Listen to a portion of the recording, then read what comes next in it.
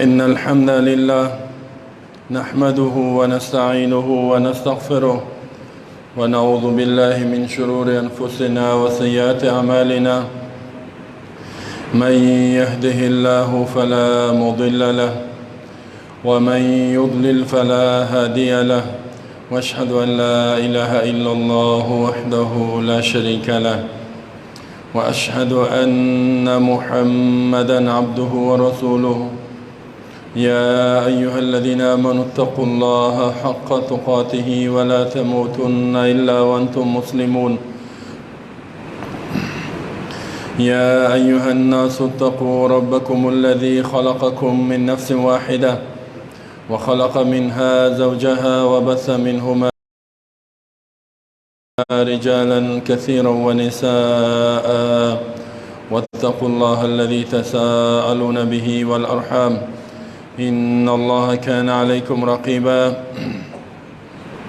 يا أيها الذين آمنوا اتقوا الله وقولوا قولا سديدا يصلح لكم أعمالكم ويغفر لكم ذنوبكم، ومن يطع الله ورسوله فقد فاز فوزا عظيما. أما بعد، فإن خير الكلام كلام الله، وخير الهدي هدي محمد صلى الله عليه وسلم، وشر الأمور محدثاتها، فإن كل محدثة بدعة وكل بدعة ضلالة وكل ضلالة في النار. وصلى الله على نبينا محمد وعلى آله وصحبه وسلم تسليما كثيرا.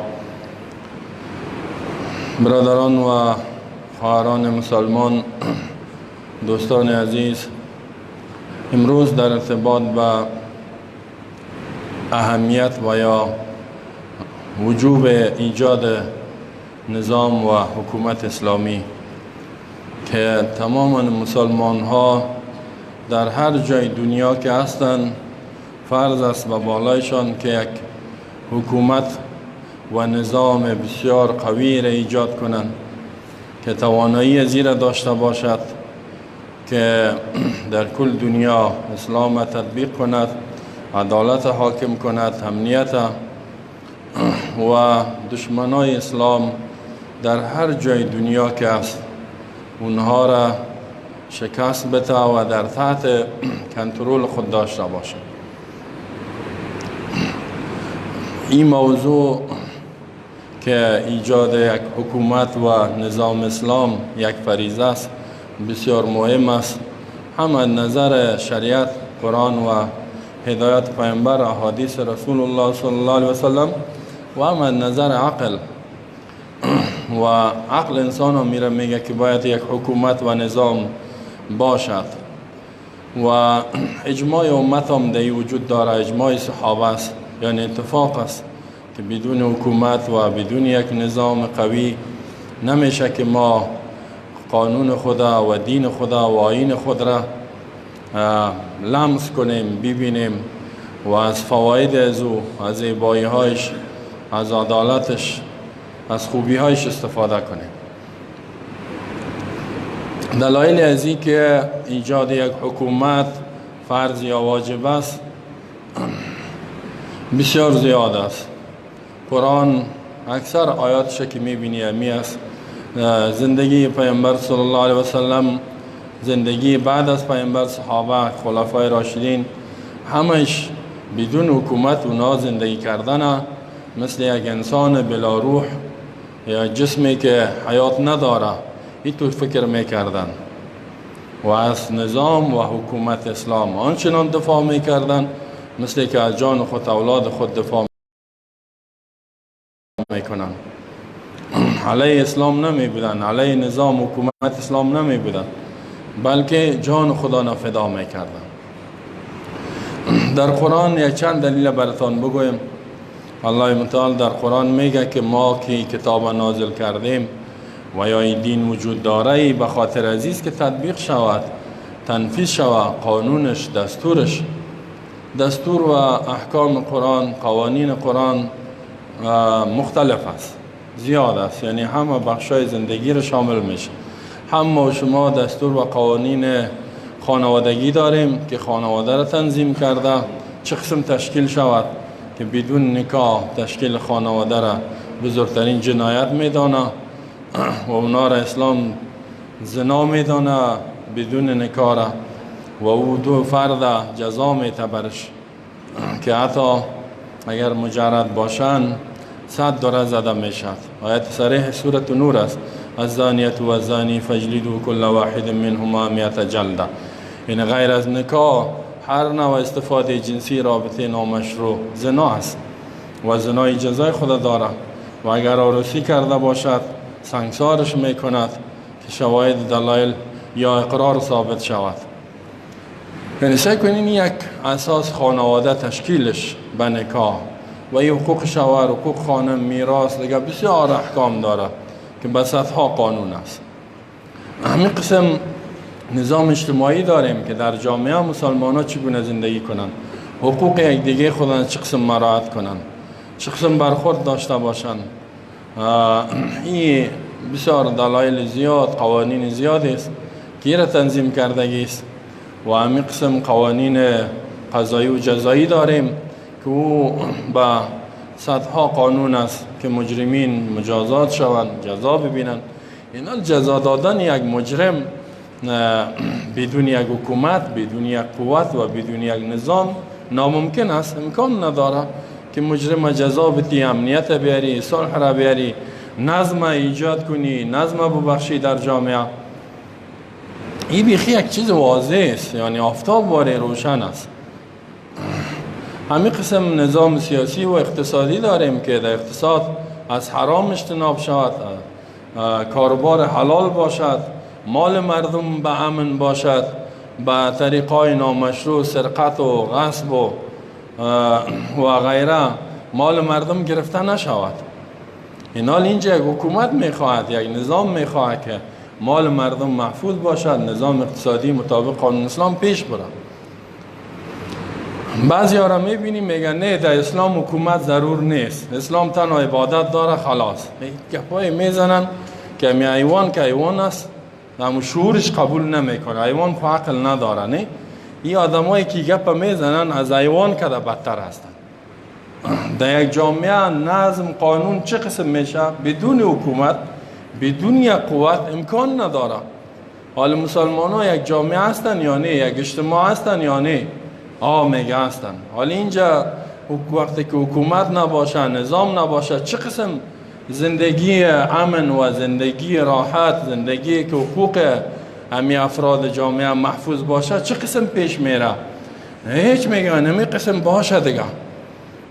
این آدم های سیکولارای حیوان صفت خبیث رزیل پلیتی هستن. اولی متاسفانه با اینمی خباستشان بعضی جوانا و بعضی کسایی که از اسلام بوی نمیبرن همینا را فریب میتن. اینا را ببینه و باز پشت ما زنده باد فلانی خان، مرگ به فلانی خان میدون. حیران میمانی. حالو خب بیدین و حیوان شد، تو چرا پشت ازو میدوی؟ همین نماز خانه میگم، نماز هم میخانه، در مسجد هم میایه، کلمه هم میخانه. اینمی را ببینی پشت امو دویده روان است. آدم تأسف میکنه که چقدر جهل حاکم است. این جهالت والله یک میده پیش الله عذر شده نمیتونه که تو بگوی من خبر نداشتم پشت از اینی روان بودم. اینمی حال ما اینجا گپ میزنیم، صدها هزاران عالم در دنیا نشر میشه به زبانهای مختلف که قسمی که نماز فرض است، نظام حکومت هم فرض است. مثل نماز هم فرض است، هم حکم الله، این هم حکم الله است و هم حکم الله است و او بسیار مهم است. زیرا اگر او نباشه دیگه فرایض تطبیق نمیشه. تمام فرایض، واجبات، اوامر و دستورهای ضروری اسلام بدون حکومت تطبیقش و تنفیذش ناممکن است، امکان نداره. اینمیال ما شما میبینیم که جهان اسلام یک حکومت قوی نداره که اسلام تطبیق کنه و نسای که چه مشکلات، چه مصیبت ها، چه حالات است. حتی یک کسی نماز هم دل شد میخوانه، نشد نه نمیخوانه. اگه یک وقت خوان دیگه وقت نمیخوانه.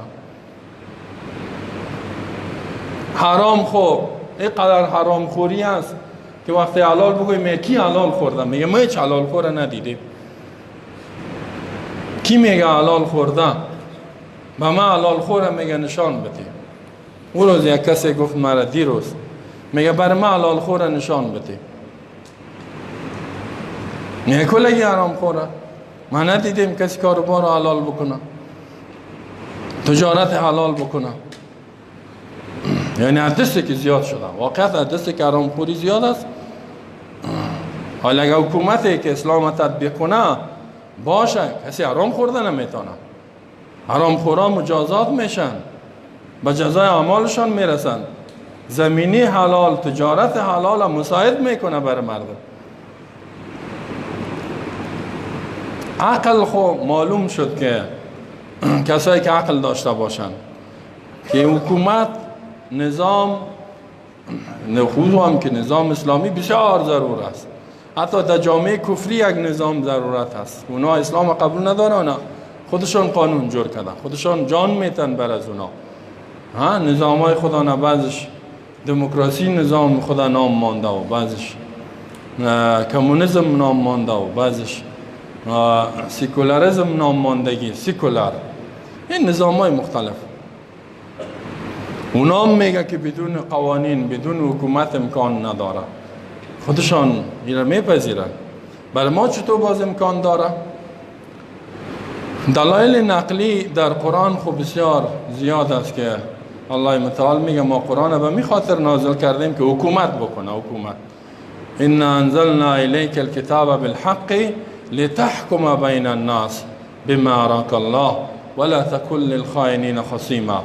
الله میگه ما نازل کردیم بدون شک به تو کتابه. قانون ما هم قانون اساسی ما و هم قوانین کل قانون ما چی است؟ قرآن است. ما این را برای تو نازل کردیم لتحکم بین الناس، تا که حکم کنی. حکم چی را میگه؟ حکومت، نظام. بدون نظام حکومت حکم نمیشه. این نمیاله که ما حکومت پیش من نیست، نظام پیش من نیست. اینا خطیب هستم در این مسجد، چون که حکومت نیست، فقط تبلیغ میکنم، ارشاد میکنم، واعظ و نصیحت. این را میگن حکم کردن نمیتون.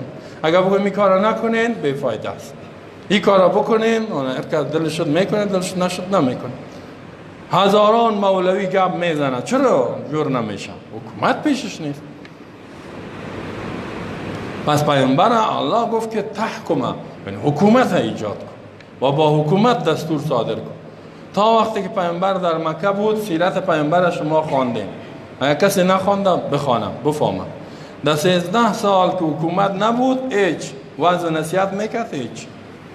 حتی اکثریت مسلمان نشد با وعظ و نصیحت. حتی پیامبر کشیدن، از وطنش تبعیدش کردن، اخراجش کردن، بیرونش کردن، تصمیم گرفتن که به قتل او را برسانن. بعضی صحابه و مسلمان ها را به قتل رساندن به خاطر عقیدهشان، به خاطر بعضی عبادات و افکاری که داشتن. هیچ چیز جور نشد.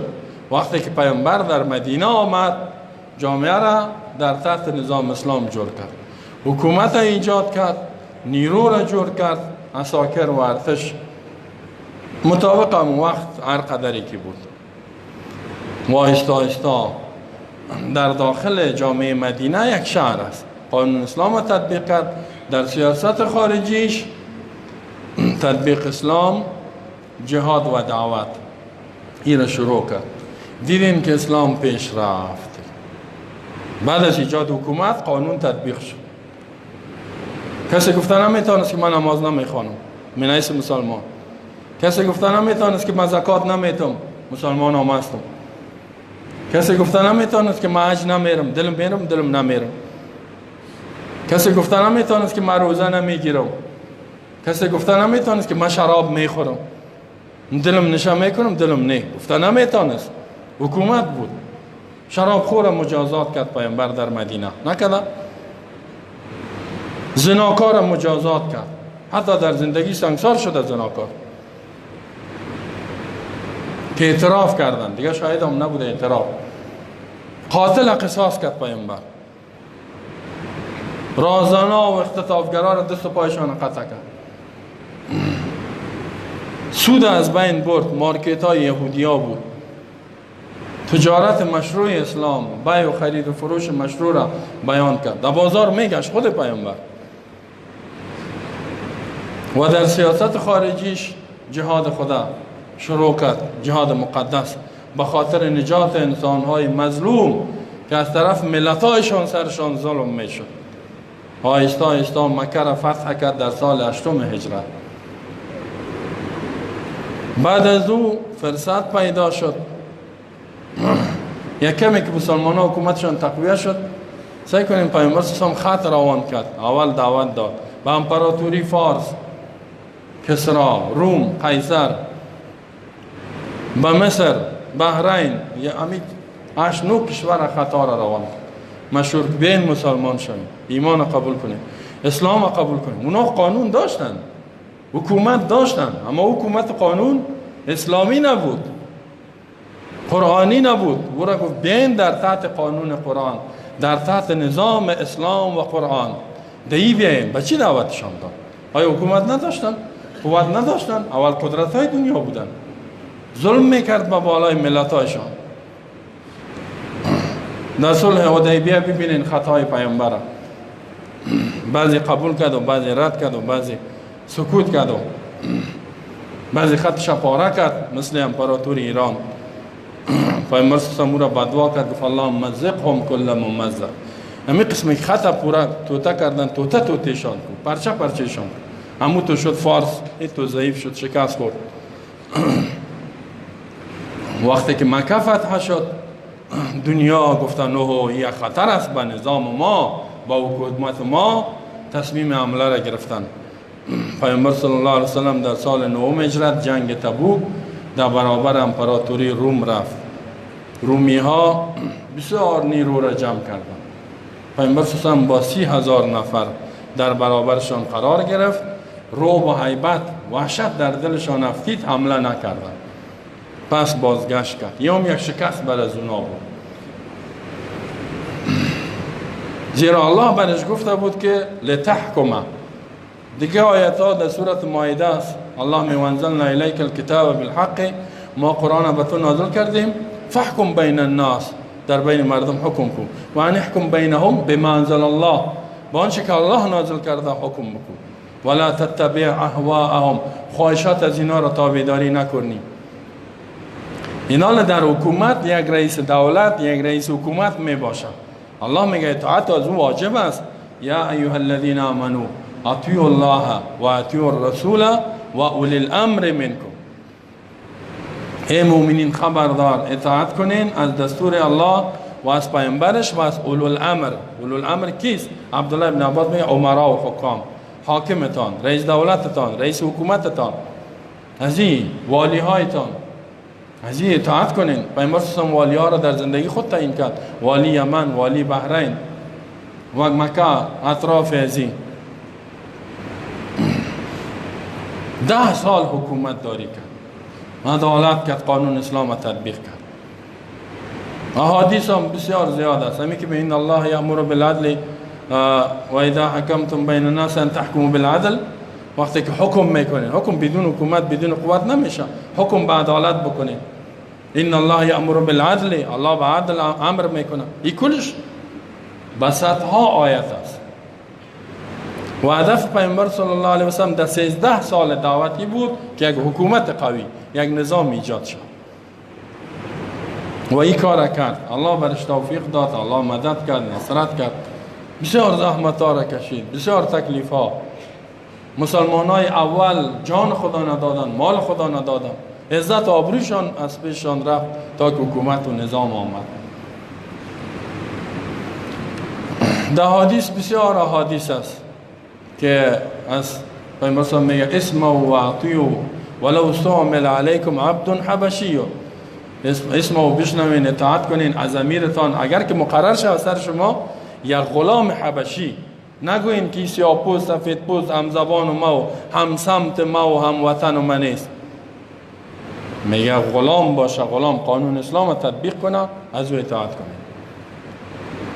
حالا که ببینی در جای اسلام، تن افغانستان نیست، فلانی والی میشه، چه کار است، از کدام قوم است، از کدام سمت است؟ زبانش چیست؟ فلانه زبان قبول نداره، فلانه قوم قبول نداره. بگوی مسلمان است، قانون اسلام رو تطبیق میکنه، او صحیح است، اما نه قوم هم باشه. این دیگه آدم قانون اسلام رو تطبیق نمیکنه، علیه اسلام خیر است، می قوم هم زبان هم است، از خودم است، از خود ما باشه. حال مسلمان های قرن 21 ببینید، اینی مسلمان است. مسلمان های قرن 21 پشت قوم. خیلی قوم پرستی دیگه چی شده؟ چقدر گناه کلان است، چقدر بزرگ است. پیامبر صلی الله علیه و سلم در یک حدیث می فرماید بسیار است که من مات ولم یکن فی عنقی بیعت مات میتة جاهلیه. متفق علیه. کسی که بمرد در گردنش بیعت یعنی تعهد با رئیس دولت مسلمان نباشه، میگه با مرگ جاهلیت میمره. مرگ جاهلیت مرگ پیش اسلام، یعنی بسیار با یک گناه است، گناه کبیره. از امیر مسلمان، از رئیس دولت یک مسلمان اطاعت نکنه.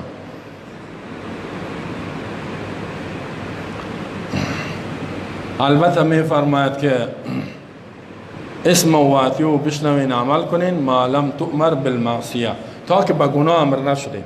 اگر رئیس دولت بسیار حق داره، اما اگر زمانی به گناه، معاصی، فحشا، بی‌حیایی امر میکنه، مخالفتش واجب است، اطاعتش نه، اطاعتش نکنی. و تعهد هم یک مسلمان با یک رئیس دولت با اینمی شرایط میکنه.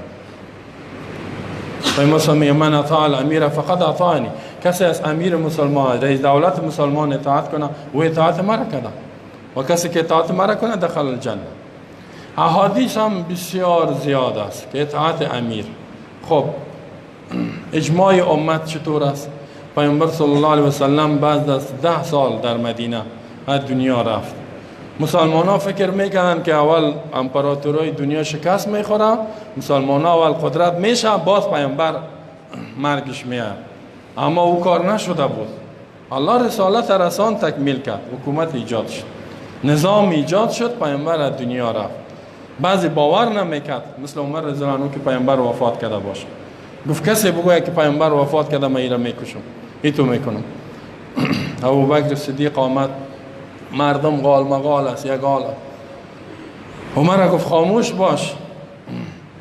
عمر و ابوبکر چرا در وقت مطرح است؟ واضح است، به خاطر که اینا معاونین پیامبر بود در حیاتش. معاون اولش ابوبکر بود، معاون دومش عمر رضی الله عنه بود. به می خاطر یا گپ میزدن، مردم گپ یاره میشون. پیامبر بر از اینا ارزش داده بود، تقوایشان، اعمالشان. هر وقت یک مشکل میشه دوران پیامبری ابوبکر و عمر. حتی حدیث است پیامبر میگه اقتدوا من بعدی بابی بکر و عمر، بعد از ما با ابوبکر و عمر اقتدا بکنید. علیکم بسنتی و سنت الخلفاء الراشدین غیر ازی. با ابوبکر و عمر خاص دستور است.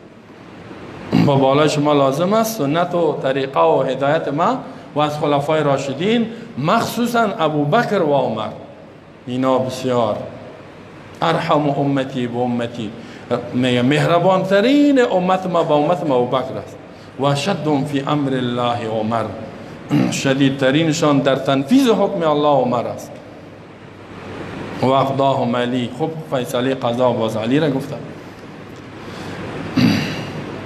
حال باش که علی را یاد کنیم، یگام تا میگه وای از علی رضی الله عنه یاد نکرد. چطور نمیکنیم؟ هر جای بس جای ضرورت نمیشه نمیکنیم.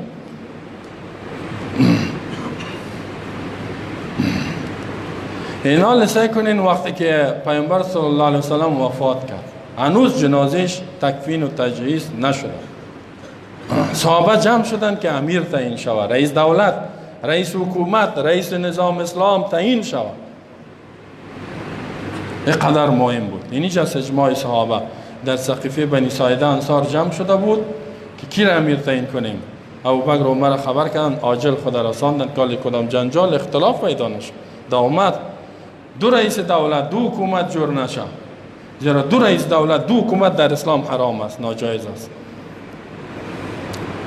قوت مسلمان ها را، وحدتشان، یک پارچگیشان، نیرویشان از بین میبرد. عاجل خود رساندن. گفتن کی امیر باشه؟ ابوبکر رضی الله عنه گفت که ما از رسول الله شنیدیم صلی الله علیه و سلم. سعی که صحابه تو ایمان داشت که میگفت پیامبری گپ گفت خلاص آمنا و سلمنا. ای تو نبود که فلسفه بگن شاید هدفش بوده باشه، شاید هدفش او بوده باشه. ولی یک حدیث میگی در دم از او هزار فلسفه میکشن، دی فیلتر پرتو، دو پرتو آخرش هیچ میکنن. پیامبر ابوبکر گفت الائمه من قریش، امامایتان قریشی می باشه. انوار انصار گفت شما. پیامبر صلی میفهمید که قریش عرب ها با او جمع میشن. قوت مسلمان ها است که رئیس دولتشان قریشی باشه. این به خاطر قوتشان گفتن. در و کلانایی که انصار بودن، کلانا و بزرگای اهل مدینه گفتن صحیح قبول کردیم. همه قگم من امیر و منکم امیر، امیر شما جدا از ما جدا. ابوبکر گفت امکان نداره، اسلام یکی، جامعه اسلامی یکی از حکومت مسلمان ها واحد می باشه، باید یک نفر امیر باشه. ایران پذیرفتن. بعد از او دست خدا با عمر پیش کرد، گفت تو بسیار در حکم الله جدیستی، پیامبر تو را دوست داشت، ما که تو باید میکنیم. عمر گفت امکان نداره. گفت تو کلان ما، پیامبر تو را در هر کار پیش میکرد. در نماز واقعا که پیامبر صلی الله علیه و مریض بود، ابوبکر را پیش کرد. گفت در دین ما تو را پیش کرده، در دنیای ما تو را پیش میکنیم. گفت ما دست تبت بیعت میکنم من حیث رئیس جانشین پیامبر، خلیفت رسول الله و پیامبر رئیس حکومت مسلمان ها، غیر از که پیامبر است. بیعت کرد. بعد از او ابو عبیده ابن جراح باز انصار، دیگه صحابه کلش بیعت. علی رضی الله عنه نبود، اما آمد بیعت کرد. هیچ کس نمانده که حالا بگویم فلانی نکرده. باز خطبه خدا بیان کرد. سعی کنین بهترین امت است، مجتهد است، مفسر، هر چی که میگه.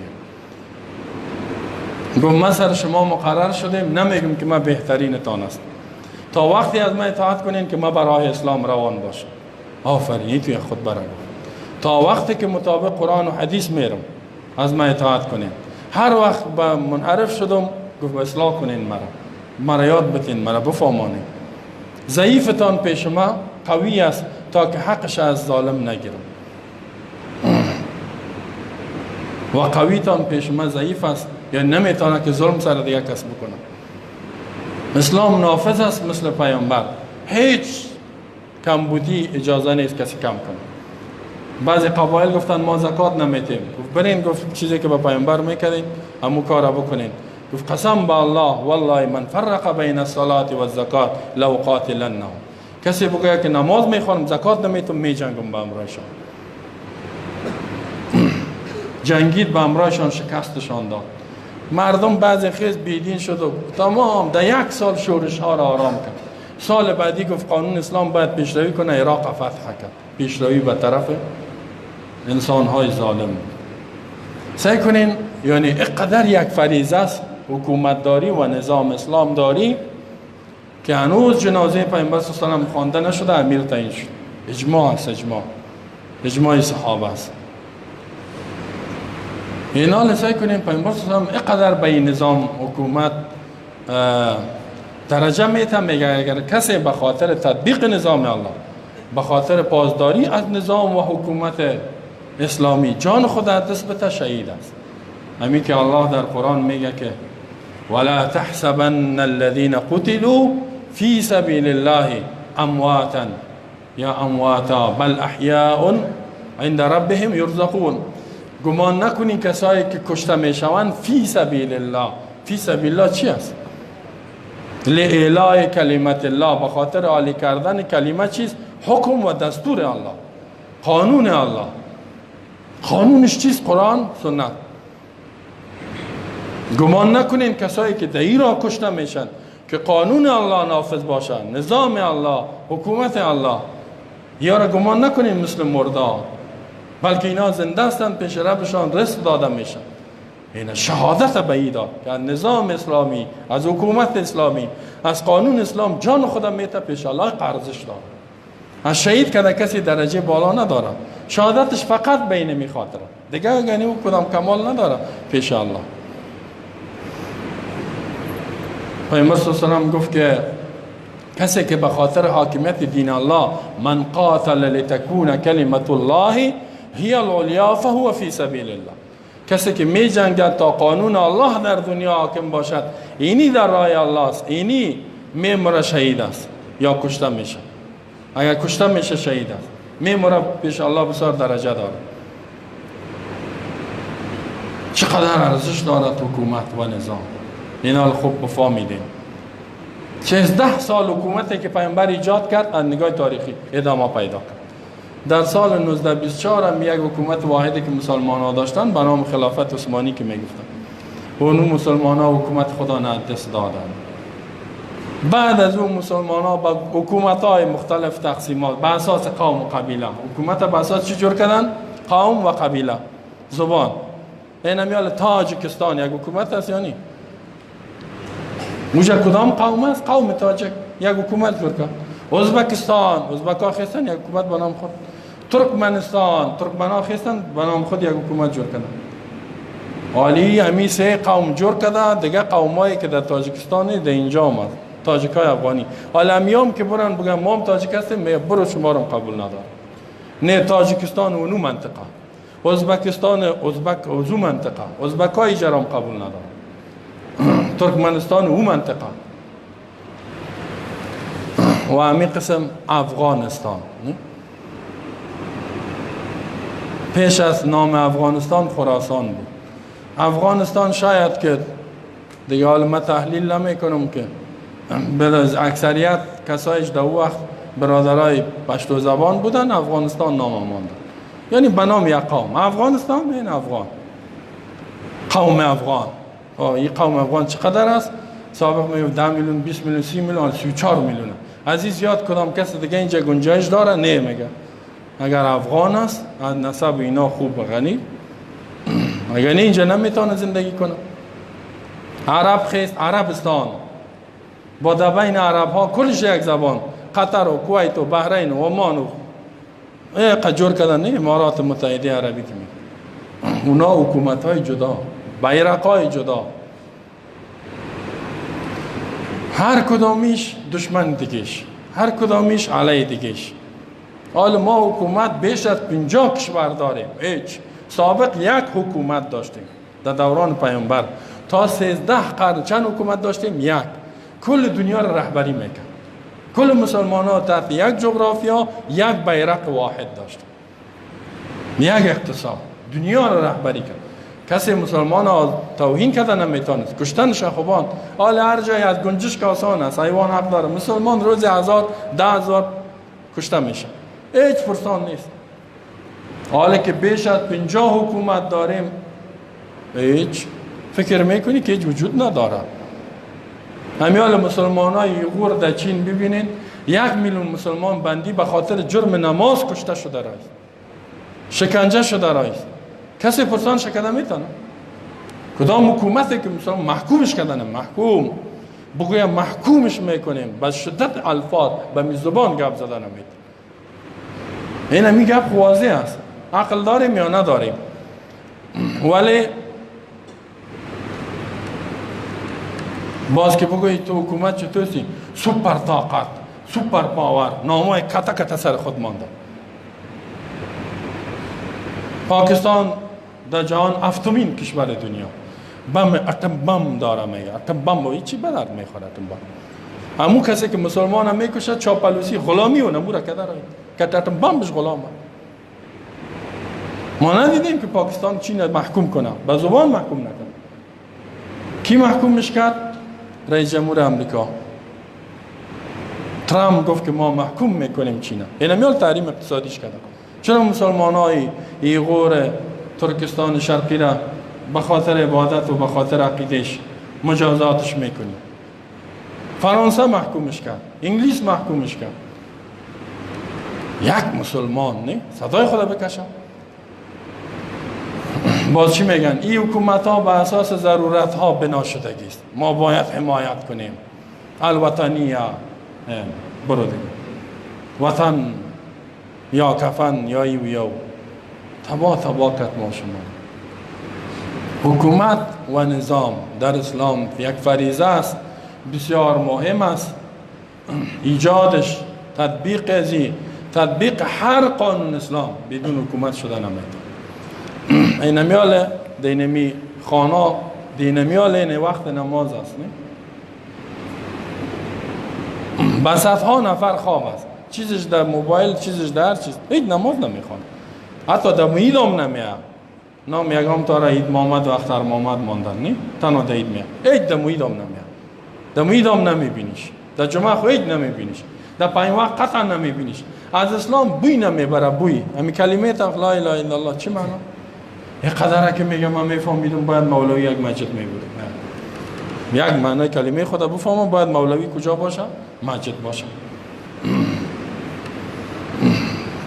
چیز که چرا جهالت است؟ حکومت که باشه اسلامی میگه هر کس در جماعت 5 وقت نباشه اینی جزا. در جمعه نبود این جزا را داره. در ظرف 1 سال قرآن یاد نگرفت اینی جزا برش. 1 سال پل چرخی بندی خانه. باید ببینیم کی یاد نمیگیره. کلگی ای تو علم می داشته، ای تو فهمیده، ای تو عبادت، ای تو اطاعت. اگه ای گناه را کرد اینی جزا، اگه ای گناه را کرد اینی جزا. در این وقت تشویقشان میکنه، ترغیبشان میکنه. حکومت بسیار مهم است در اسلام. حکومت با طبعا بیرق‌ها داره. بیرق‌های پیمسا مختلف بوده. از بیرق این علامه و نشانی عزیز که این نظام شیعی است. پیمسا در بیرقش کلمه توحید بود. بعضی وقت بیرق سیاه، بعضی وقت سفید، یعنی مختلف استعمال کردگی است بیرق‌ها.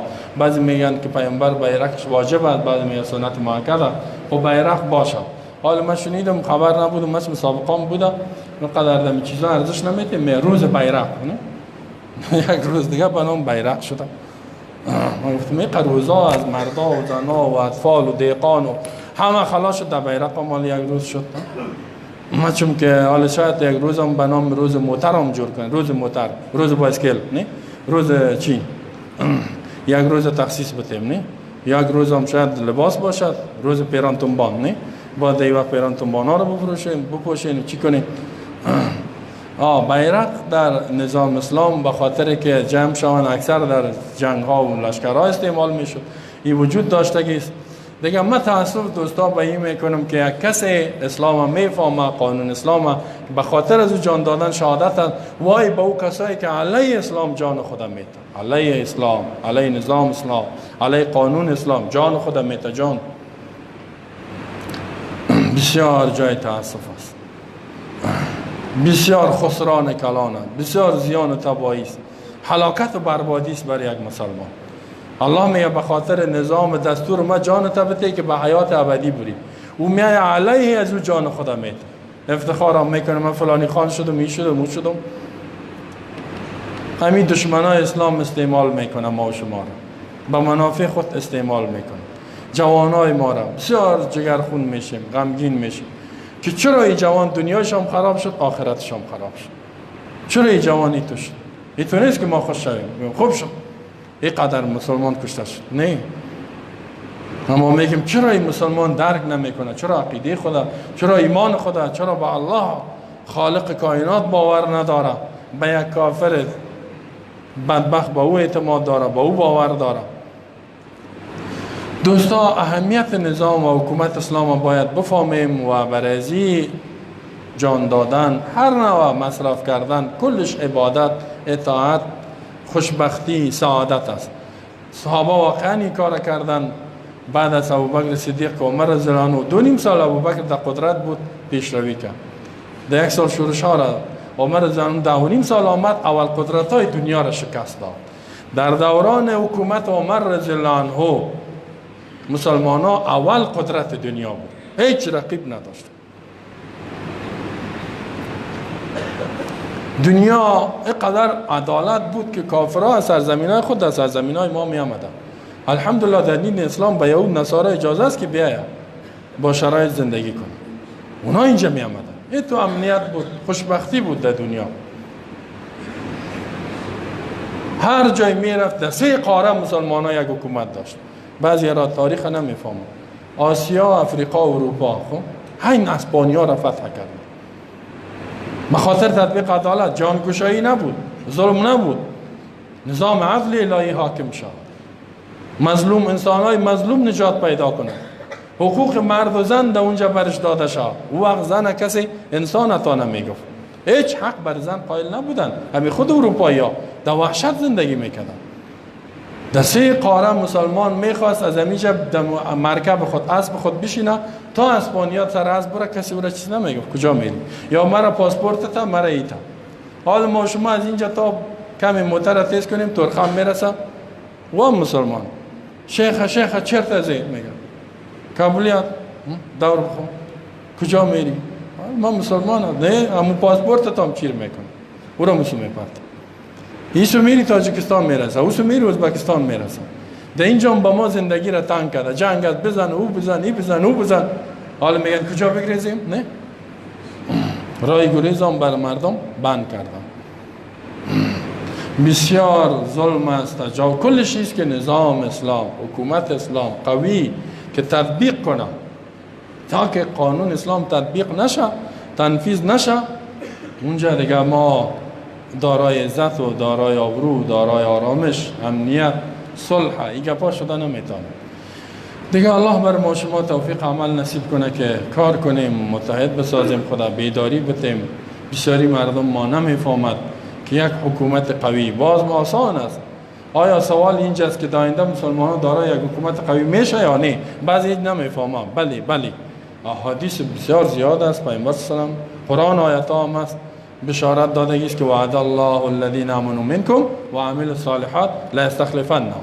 الله می در آینده هر وقت مؤمنین صالح باشن ما قوت دنیا را برشان میتیم. لا يستخلفنهم في الارض كما استخلف الذين من قبلهم ولا يمكنن لهم دینشان حاکم میسازه. این شدنی است. پس مسلمان ها این مرزهایی کلش خودشان رسوم میکنن، کلش برادر میشن. تاجیکی و ازبکی و ترکمن و پشتون و عرب و ترک و کلش یکی میشن. دوباره مثل سابق میشن، متحد میشن، در دنیا عدالت حاکم میشه، این ظالما گم میشن. اما تا مو وقت که میشه نمیشه معلوم نیست. میشه میال مرگ ما و شما بیا. شما خود غلط استعمال نکنید. زنده باد مرده باد ناحق زنده باد نگو. بسیاری گپا و اشاره خطرناک است. پشت آدم ظالم، پشت آدم مفسد، پشت آدم فسادکار زنده باد مرده باد گفته ندار. هم عبادت کنیم، هم اطاعت کنیم، هم آگاهی بتیم و هم دعا بکنیم. دعا بسیار مهمه که الله ما مسلمان ها را یک وجود، یک پارچه، یک جغرافیا دارای یک حکومت و نظام قوی بساز. این مشکلات ما را حل کو. مثل که در دوران پیامبر خلفای راشدین بود، اینمی تو یک حکومت الله با ما بیاد.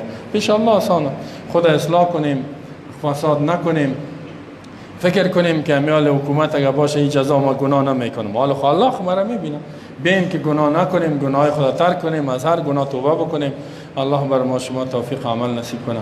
بارك الله لي ولكم في القرآن العظيم ونفعني وإياكم بالآيات والذكر الحكيم إنه تعالى جواد كريم ملك بر ورب الرؤوف الرحيم.